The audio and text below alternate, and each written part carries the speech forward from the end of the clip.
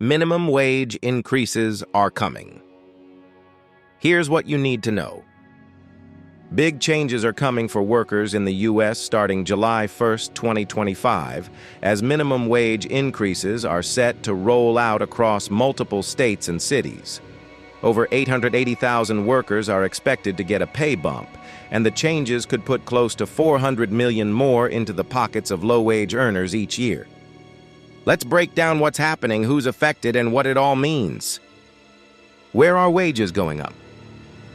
Three of the most notable changes are happening in Alaska, Oregon, and Washington, D.C., each with its own approach and impact. Alaska. Alaska's minimum wage is increasing to $13 an hour, up from $11.91, a $1.09 jump. This is part of a broader effort to eventually reach a 15-hour standard in the state. Roughly 19,400 workers will benefit from this change, gaining about $925 extra per year. While this might not seem huge for many part-time or seasonal workers in Alaska, it's a meaningful boost. Oregon. Oregon continues its trend of region-specific wages. The statewide minimum wage will now be $15.05 an hour, an increase of 35 cents. But in places like the Portland metro area, where the cost of living is higher, wages are going even further, reaching $16.65 per hour. This move impacts over 800,000 workers, nearly 10% of the state's workforce, and gives them an average of $420 more per year. Washington, D.C.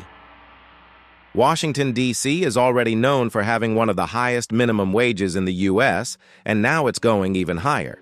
Starting July 1st, the minimum wage there will increase to $17.95 per hour, up from $17.50.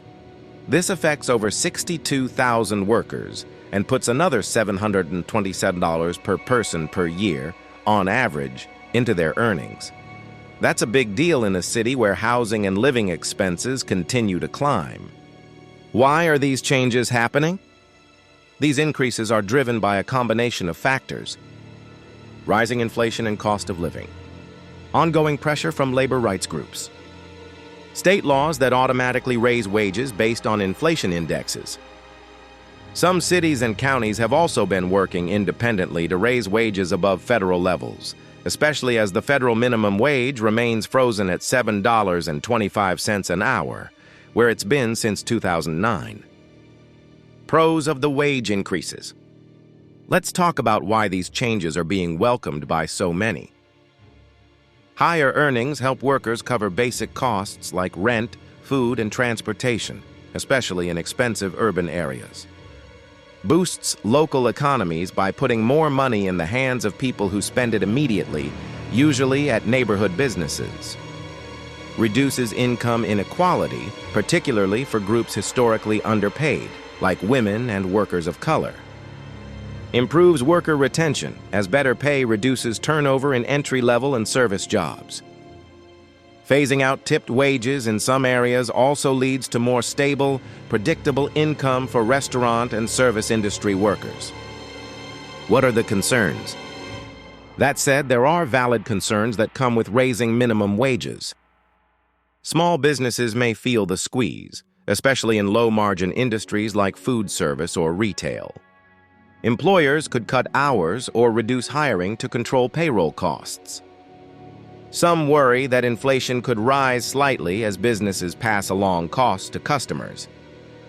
Automation and tech solutions might replace some human roles in the long term. But many economists argue that the overall economic boost often outweighs these risks, particularly when wage increases are gradual and predictable. What this means for each city.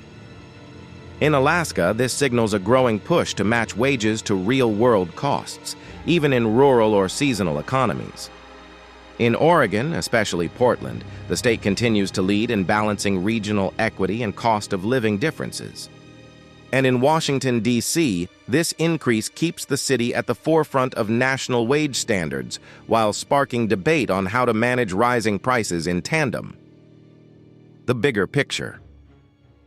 These July 2025 wage increases are more than just policy changes. They're part of a growing shift in how cities and states respond to the rising cost of living and income inequality. They reflect a deeper conversation about what it means to earn a living wage in today's America.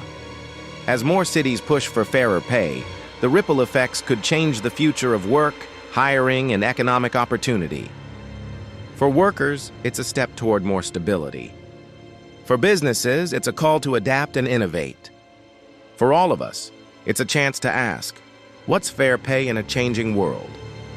Thanks for watching, and please stay tuned to the U.S. Global News Desk for more on this developing story.